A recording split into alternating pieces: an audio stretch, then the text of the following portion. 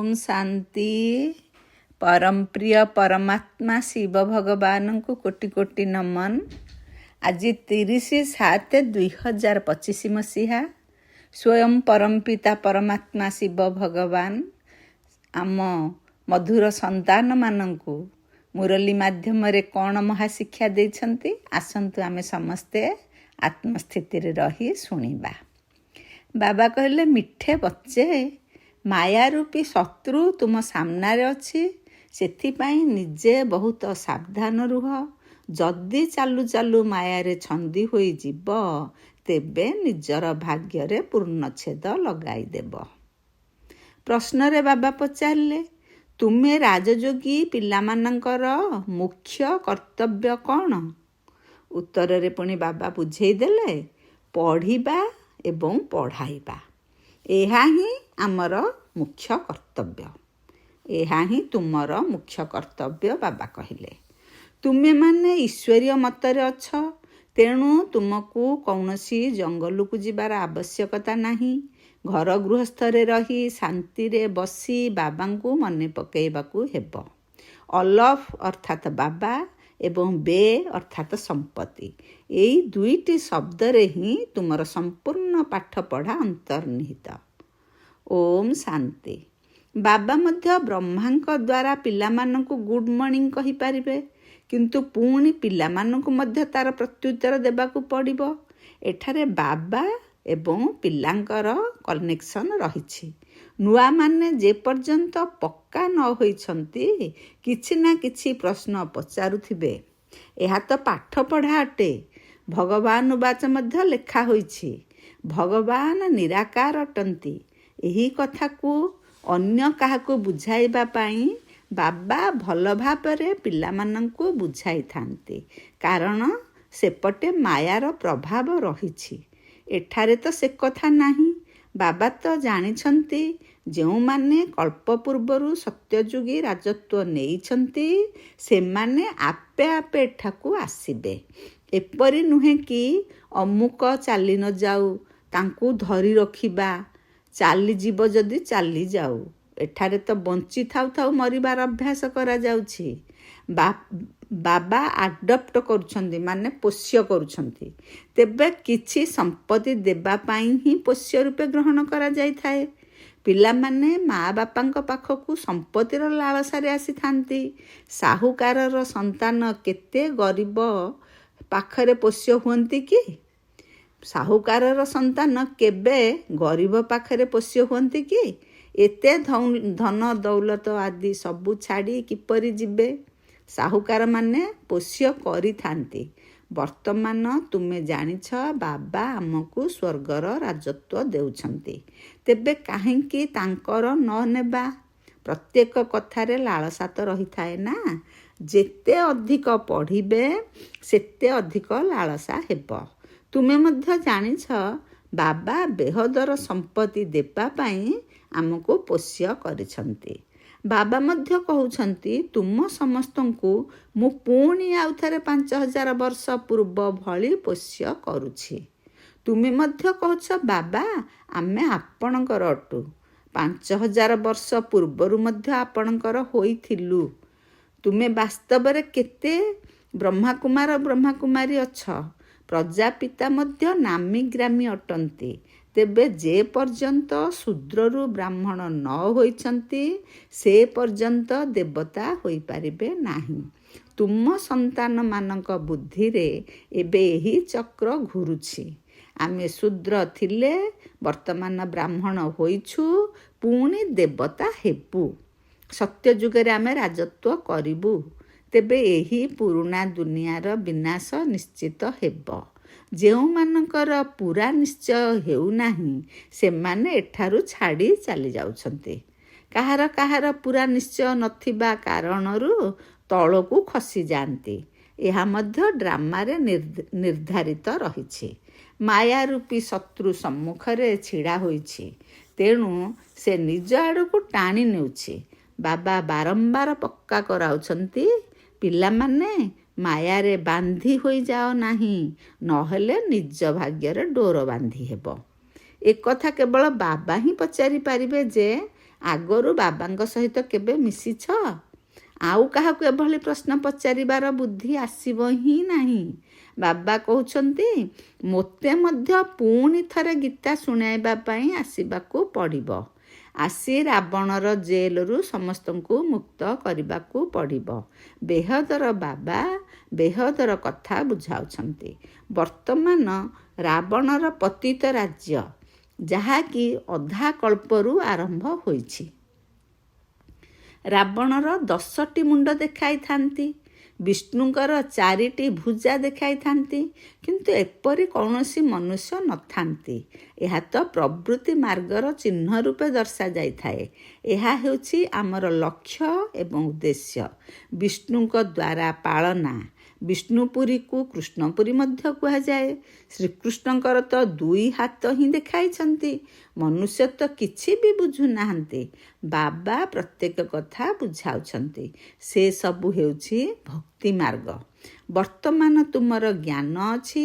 ତୁମର ଲକ୍ଷ୍ୟ ହିଁ ହେଲା ନରରୁ ନାରାୟଣ ହେବା। ଏହି ଗୀତା ପାଠଶାଳା ଜୀବନ ମୁକ୍ତି ପ୍ରାପ୍ତ କରିବା ପାଇଁ ହିଁ ତିଆରି ହୋଇଛି। ସେଥିପାଇଁ ବ୍ରାହ୍ମଣ ତ ନିଶ୍ଚିତ ଆବଶ୍ୟକ। ଏହା ହେଉଛି ରୁଦ୍ର ଜ୍ଞାନ ଯଜ୍ଞ।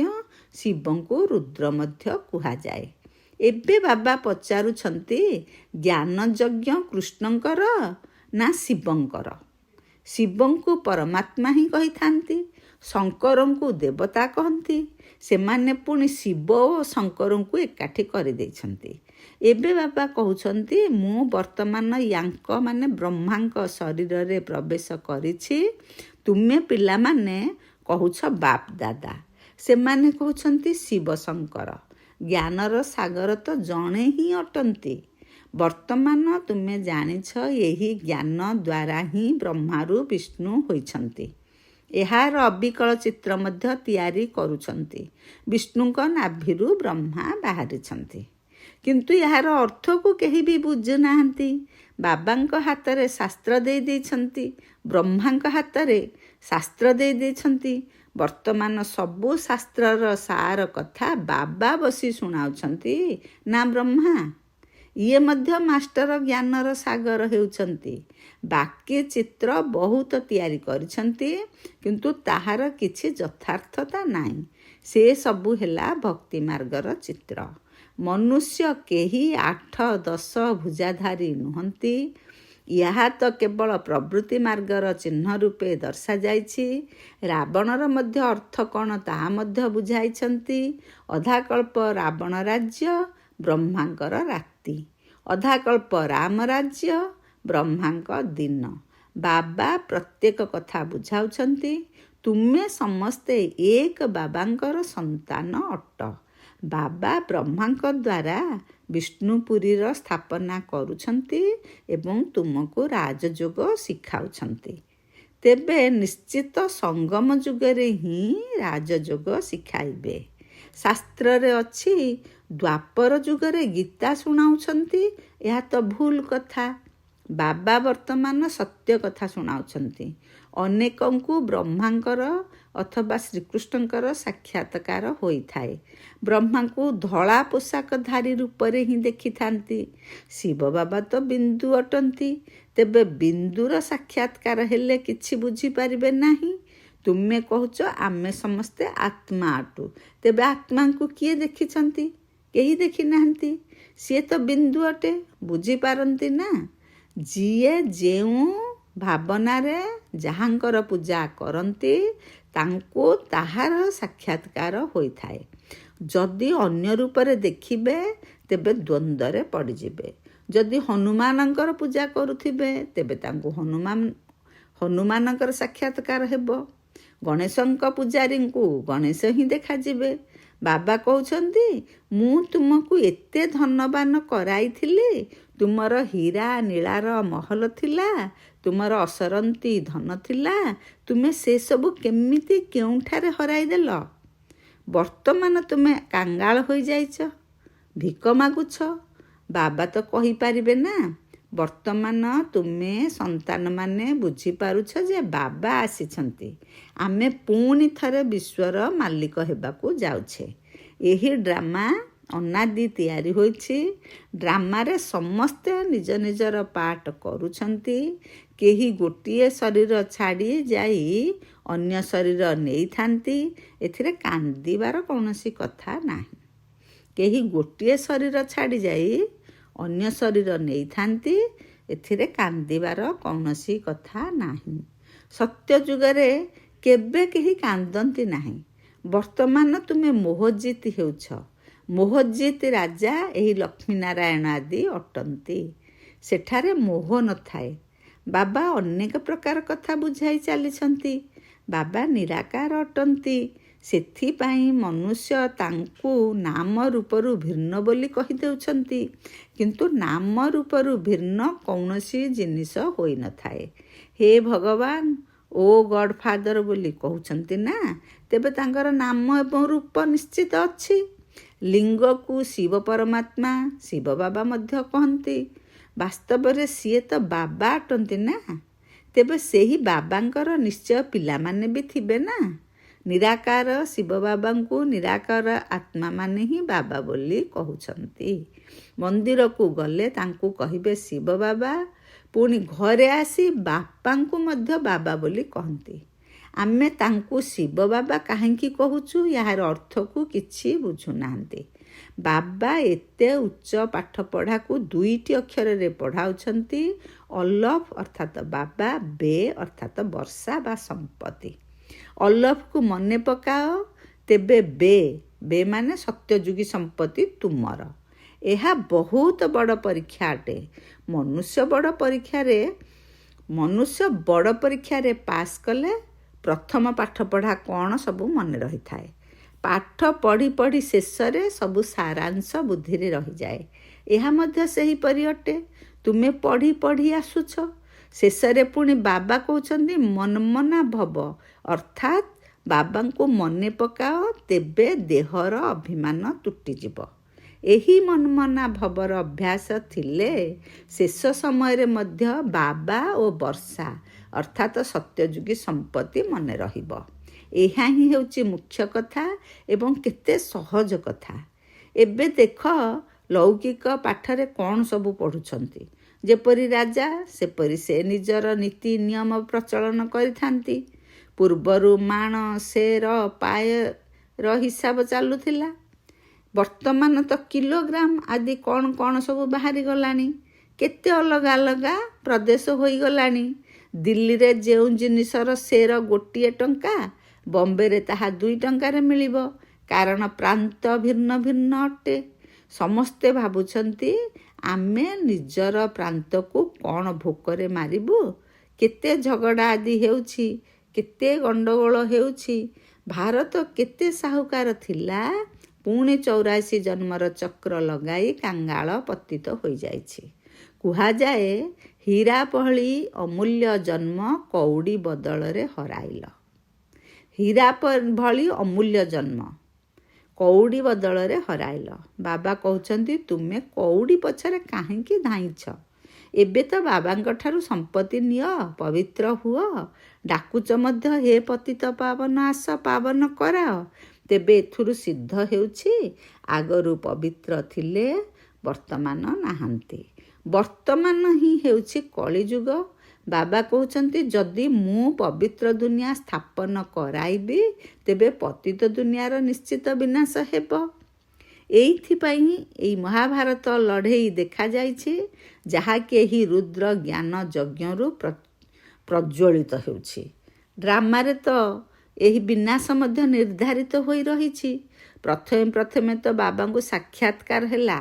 ଦେଖିଲେ ଏତେ ବଡ଼ ରାଜପଦ ମିଳୁଛି। ପୁଣି ବହୁତ ଖୁସି ହେବାରେ ଲାଗିଲେ। ପୁଣି ବିନାଶର ସାକ୍ଷାତକାର ମଧ୍ୟ କରାଇଲେ। ମନ୍ମନା ଭବ ମଧ୍ୟାଜି ଭବ, ଏହା ଗୀତାର ଅକ୍ଷର ଅଟେ।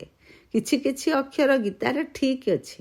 ବାବା ମଧ୍ୟ କହୁଛନ୍ତି ତୁମକୁ ଏବେ ଏହି ଜ୍ଞାନ ଶୁଣାଉଛି, ଯାହା ପୁଣି ପ୍ରାୟ ଲୋପ ହୋଇଯାଇଥାଏ। କାହାରିକୁ ମଧ୍ୟ ଜଣା ନାହିଁ ଯେ ଲକ୍ଷ୍ମୀନାରାୟଣଙ୍କର ରାଜ୍ୟ ଯେତେବେଳେ ଥିଲା, ସେତେବେଳେ ଅନ୍ୟ କୌଣସି ଧର୍ମ ନଥିଲା। ସେ ସମୟରେ ଜନସଂଖ୍ୟା କେତେ କମ୍ ଥିବ। ବର୍ତ୍ତମାନ ଦେଖ କେତେ ବୃଦ୍ଧି ହୋଇଯାଇଛି। ତେବେ ଏହାର ପରିବର୍ତ୍ତନ ହେବା ଦରକାର।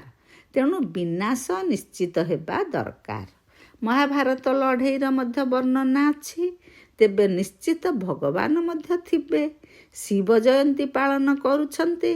ତେବେ ଶିବ ବାବା ଆସି କ'ଣ କରିଛନ୍ତି ତାହା ମଧ୍ୟ ଜାଣିନାହାନ୍ତି। ଏବେ ବାବା ବୁଝାଉଛନ୍ତି ଗୀତା ଦ୍ୱାରା ଶ୍ରୀକୃଷ୍ଣଙ୍କର ଆତ୍ମାଙ୍କୁ ରାଜପଦ ମିଳୁଛି। ଗୀତାକୁ ମାତା ପିତା ବୋଲି କୁହାଯାଉଛି, ଯାହାଦ୍ୱାରା ତୁମେ ପୁଣି ଦେବତା ହେଉଛ। ଶ୍ରୀକୃଷ୍ଣ ନିଜେ ଗୀତାର ଜ୍ଞାନ ଦ୍ୱାରା ରାଜଯୋଗ ଶିଖି ଏହିପରି ହୋଇଛନ୍ତି। ଦୁନିଆର ମନୁଷ୍ୟମାନେ ଶିବ ବାବାଙ୍କ ବଦଳରେ ଶ୍ରୀକୃଷ୍ଣଙ୍କର ନାମ ଲେଖିଦେଇଛନ୍ତି। ତେବେ ବାବା ବୁଝାଉଛନ୍ତି, ଏହା ତ ନିଜ ଭିତରେ ପକ୍କା ନିଶ୍ଚୟ କରିନିଅ। କେହି ଯେପରି କୌଣସି ଓଲଟା ସିଧା କଥା ଶୁଣାଇ ତୁମକୁ ସଂଶୟରେ ପକାଇ ନ ଦିଅନ୍ତୁ। ଏହିଭଳି ବହୁତ କଥା କହୁଛନ୍ତି। ବିକାର ବିନା ସୃଷ୍ଟି କେମିତି ଚାଲିବ? ଏହା କେମିତି ହେବ? ଆରେ ତୁମେ ନିଜେ କହୁଛ ତାହା ଅହିଂସକ ଦୁନିଆ ଥିଲା। ଦେବତାମାନେ ସମ୍ପୂର୍ଣ୍ଣ ନିର୍ବିକାରୀ ଥିଲେ ବୋଲି କହୁଛ। ପୁଣି ବିକାରର କଥା କେମିତି ହେବ? ଏବେ ତୁମେ ଜାଣୁଛ ବେହଦର ବାବାଙ୍କ ଠାରୁ ବେହଦର ସମ୍ପତ୍ତି ମିଳୁଛି। ତେବେ ଏପରି ବାବାଙ୍କୁ କାହିଁକି ମନେ ନ ପକାଇବା? ଏହା ହେଉଛି ପତିତ ଦୁନିଆ। କୁମ୍ଭ ମେଳାକୁ କେତେ ଲକ୍ଷ ଲକ୍ଷ ଲୋକ ଯାଇଥାନ୍ତି। ଏବେ କହୁଛନ୍ତି ସେଠାରେ ଗୋଟିଏ ନଦୀ ଗୁପ୍ତରେ ଅଛି। କ'ଣ ନଦୀ କେବେ ଗୁପ୍ତ ହୋଇପାରିବ? ଏଠାରେ ମଧ୍ୟ ଗୌମୁଖ ତିଆରି କରିଛନ୍ତି। କହୁଛନ୍ତି ଗଙ୍ଗା ନଦୀ ଏଠାରୁ ଆସୁଛି। ଆରେ ଗଙ୍ଗା ନିଜର ରାସ୍ତା ନେଇ ସମୁଦ୍ରକୁ ଯିବ ନା ଏଠାକୁ ତୁମ ପାଖକୁ ପାହାଡ଼ ଉପରକୁ ଆସିବ? ଭକ୍ତି ମାର୍ଗରେ କେତେ ଧକ୍କା ଖାଉଛନ୍ତି। ଜ୍ଞାନ ଭକ୍ତି ପୁଣି ହେଉଛି ବୈରାଗ୍ୟ। ଗୋଟିଏ ହେଉଛି ହଦର ବୈରାଗ୍ୟ, ଦ୍ୱିତୀୟରେ ହେଉଛି ବେହଦର ବୈରାଗ୍ୟ। ସନ୍ନ୍ୟାସୀ ଘରଦ୍ୱାର ଛାଡ଼ି ଜଙ୍ଗଲରେ ରହୁଛନ୍ତି। ଏଠାରେ ତ ସେ କଥା ନାହିଁ। ତୁମେ ବୁଦ୍ଧିରୁ ସାରା ପୁରୁଣା ଦୁନିଆର ସନ୍ନ୍ୟାସ କରୁଛ। ତୁମ ରାଜଯୋଗୀ ପିଲାମାନଙ୍କ ମୁଖ୍ୟ କର୍ତ୍ତବ୍ୟ ହେଲା ପଢ଼ିବା ଏବଂ ଅନ୍ୟକୁ ପଢ଼ାଇବା। ତେବେ ରାଜଯୋଗ କୌଣସି ଜଙ୍ଗଲରେ କ'ଣ ଶିଖାଯାଇଥାଏ? ଏହା ବିଦ୍ୟାଳୟ ଅଟେ। ଏହାର ଶାଖାମାନେ ତାମାନେ ସେବା କେନ୍ଦ୍ର ଖୋଲି ଚାଲିଛି। ତୁମେ ସନ୍ତାନମାନେ ରାଜଯୋଗ ଶିଖୁଛ। ଶିବ ବାବାଙ୍କ ଠାରୁ ପାଠ ପଢ଼ିଥିବା ବ୍ରାହ୍ମଣ ବ୍ରାହ୍ମଣୀମାନେ ତୁମ ସମସ୍ତଙ୍କୁ ଶିଖାଉଛନ୍ତି। ଏବେ ଶିବ ବାବା କ'ଣ ଏକୁଟିଆ ସମସ୍ତଙ୍କୁ ଶିଖାଇବେ? ତେଣୁ ଏହା ହେଲା ପାଣ୍ଡବ ସରକାର। ତୁମେ ଈଶ୍ୱରୀୟ ମତରେ ଅଛ। ଏଠାରେ ତୁମେ କେତେ ଶାନ୍ତିରେ ବସିଛ। ବାହାରେ ତ ବହୁତ ହଙ୍ଗାମା ହେଉଛି। ବାବା କହୁଛନ୍ତି 5 ବିକାରର ଦାନ ଦେଇଦିଅ, ତେବେ ଗ୍ରହଣ ଛାଡ଼ିଯିବ। ମୋର ହୁଅ, ତେବେ ମୁଁ ତୁମର ସବୁ ମନୋକାମନା ପୂର୍ଣ୍ଣ କରିଦେବି। ତୁମେ ସନ୍ତାନମାନେ ଜାଣିଛ ବର୍ତ୍ତମାନ ଆମେମାନେ ସୁଖଧାମକୁ ଯାଉଛୁ। ଏହି ଦୁଃଖଧାମରେ ଏବେ ନିଆଁ ଲାଗିବାର ଅଛି। ପିଲାମାନେ ବିନାଶର ସାକ୍ଷାତକାର ମଧ୍ୟ କରିଛନ୍ତି। ବର୍ତ୍ତମାନ ସମୟ ବହୁତ କମ୍। ଏଥିପାଇଁ ଯୋଗର ଯାତ୍ରା କରିବାରେ ଲାଗିଗଲେ ବିକର୍ମ ବିନାଶ ହେବ ଏବଂ ଉଚ୍ଚପଦ ପ୍ରାପ୍ତ କରିବ। ଆଚ୍ଛା, ମିଠା ମିଠା ଶିକିଲଧେ ସନ୍ତାନମାନଙ୍କ ପ୍ରତି ମାତା ପିତା ବାପଦାଦାଙ୍କର ମଧୁର ସ୍ନେହ ସମ୍ପନ୍ନ ଶୁଭେଚ୍ଛା ଏବଂ ସୁପ୍ରଭାତ। ଆତ୍ମିକ ପିତାଙ୍କର ଆତ୍ମିକ ସନ୍ତାନମାନଙ୍କୁ ନମସ୍ତେ। ଆମେ ଆତ୍ମିକ ସନ୍ତାନମାନଙ୍କର ମାତା ପିତା ବାପଦାଦାଙ୍କୁ ନମସ୍ତେ ନମସ୍ତେ ନମସ୍ତେ। ଓମ୍ ଶାନ୍ତି, ଓମ୍ ଶାନ୍ତି, ଓମ୍ ଶାନ୍ତି। ବାବା ଧାରଣା ପାଇଁ ମୁଖ୍ୟ ସାରର ପ୍ରଥମ ପଏଣ୍ଟରେ କହିଲେ, ବାବାଙ୍କ ସମ୍ପତ୍ତିର ପୁରା ଅଧିକାର ନେବା ପାଇଁ ବଞ୍ଚି ଥାଉ ଥାଉ ମରିବାକୁ ହେବ। ବାବାଙ୍କର ପୋଷ୍ୟପୁତ୍ର ହେବାକୁ ପଡ଼ିବ। କେବେ ବି ନିଜର ଶ୍ରେଷ୍ଠ ଭାଗ୍ୟକୁ ପୂର୍ଣ୍ଣଚ୍ଛେଦ ଲଗାଇବାର ନାହିଁ। ଦ୍ୱିତୀୟ ପଏଣ୍ଟରେ କହିଲେ, କୌଣସି ବି ଓଲଟା ସିଧା କଥା ଶୁଣି ସଂଶୟରେ ଆସିବାର ନାହିଁ। ଟିକିଏ ବି ନିଶ୍ଚୟରେ ହଲଚଲ ହେବାର ନାହିଁ। ଏହି ଦୁଃଖଧାମକୁ ନିଆଁ ଲାଗିବାକୁ ଯାଉଛି। ସେଥିପାଇଁ ନିଜର ବୁଦ୍ଧିଯୋଗ ଏଥିରୁ ତୁଟେଇ ଦେବାର ଅଛି। ବରଦାନରେ ବାବା କହିଲେ, ବିଶେଷତା ରୂପୀ ସଞ୍ଜୀବନୀ ବୁଟି ଦ୍ୱାରା ଅଚେତକୁ ସଚେତ କରୁଥିବା ବିଶେଷ ଆତ୍ମା ହୁଅ। ପ୍ରତ୍ୟେକ ଆତ୍ମାଙ୍କୁ ଶ୍ରେଷ୍ଠ ସ୍ମୃତିର ଏବଂ ବିଶେଷତା ଗୁଡ଼ିକର ସ୍ମୃତି ରୂପୀ ସଞ୍ଜୀବନୀ ବୁଟି ଖୁଆଅ। ବୁଟି ଅର୍ଥାତ୍ ଔଷଧ ଖୁଆଅ, ତେବେ ସେ ଅଚେତରୁ ସଚେତ ହୋଇଯିବେ। ବିଶେଷତା ଗୁଡ଼ିକର ଦର୍ପଣ ତାଙ୍କ ସମ୍ମୁଖରେ ରଖ। ଏହିଭଳି ଅନ୍ୟମାନଙ୍କୁ ସ୍ମୃତି ଦେବା ଦ୍ୱାରା ତୁମେମାନେ ମଧ୍ୟ ବିଶେଷ ଆତ୍ମା ହୋଇଯିବ। ଯଦି ତୁମେ କାହାକୁ ତାର ଦୁର୍ବଳତା ଗୁଡ଼ିକୁ ଶୁଣାଇବ, ତେବେ ସେ ସେଗୁଡ଼ିକୁ ଲୁଚାଇବାକୁ ଚେଷ୍ଟା କରିବ ଏବଂ ଟାଳିଦେବ। ଯଦି ତୁମେ ବିଶେଷତା ଗୁଡ଼ିକୁ ଶୁଣାଇବ, ତେବେ ସେ ନିଜର ଦୁର୍ବଳତା ଗୁଡ଼ିକୁ ସ୍ପଷ୍ଟ ଅନୁଭବ କରିପାରିବ। ତେଣୁ ଏହି ସଞ୍ଜୀବନୀ ବୁଟି ଦ୍ୱାରା ଅଚେତକୁ ସଚେତ କରି ନିଜେ ଉଡ଼ି ଚାଲ ଏବଂ ଅନ୍ୟମାନଙ୍କୁ ଉଡ଼ାଇ ଚାଲ। ସ୍ଲୋଗାନରେ ବାବା କହିଲେ, ନିଜର ନାମ, ମାନ ଏବଂ ସ୍ୱାଭିମାନ ତଥା ସାଧନ ଗୁଡ଼ିକୁ ସଂକଳ୍ପରେ ତ୍ୟାଗ କରିବା ହିଁ ମହାନ ତ୍ୟାଗ ଅଟେ। ଓମ୍ ଶାନ୍ତି। ଆଜିର ଅବ୍ୟକ୍ତ ଇଶାରା, ସଂକଳ୍ପ ଶକ୍ତିକୁ ଜମା କରି ଶ୍ରେଷ୍ଠ ସେବାର ନିମିତ୍ତ ହୁଅ। ନିମିତ୍ତ ହୋଇଥିବା ପିଲାମାନଙ୍କୁ ବିଶେଷ କରି ନିଜର ପ୍ରତ୍ୟେକ ସଂକଳ୍ପ ଉପରେ ଧ୍ୟାନ ଦେବା ଦରକାର। ଯେତେବେଳେ ତୁମେମାନେ ନିର୍ବିକଳ୍ପ ଏବଂ ନିରବ୍ୟର୍ଥ ସଂକଳ୍ପରେ ସ୍ଥିତ ରହିବ, ତେବେ ତୁମର ବୁଦ୍ଧି ଯଥାର୍ଥ ନିର୍ଣ୍ଣୟ କରିପାରିବ ଏବଂ ନିର୍ଣ୍ଣୟ ଠିକ୍ ହେବା ଦ୍ୱାରା ନିବାରଣ ମଧ୍ୟ ସହଜରେ କରିପାରିବ। ନିବାରଣ କରିବା ପରିବର୍ତ୍ତେ ଯଦି ତୁମେ ନିଜେ ହିଁ କାରଣ କହି ଚାଲିବ, ତେବେ ତୁମ ପଛରେ ଥିବା ଆତ୍ମାମାନେ ମଧ୍ୟ ପ୍ରତ୍ୟେକ କଥାରେ କାରଣ ଶୁଣାଇବାକୁ ଲାଗିବେ। ଓମ୍ ଶାନ୍ତି, ଓମ୍ ଶାନ୍ତି, ଓମ୍ ଶାନ୍ତି। ପରମ ପ୍ରିୟ ପରମାତ୍ମା ଶିବ ଭଗବାନଙ୍କୁ କୋଟି କୋଟି ନମନ। ଓମ୍ ଶାନ୍ତି।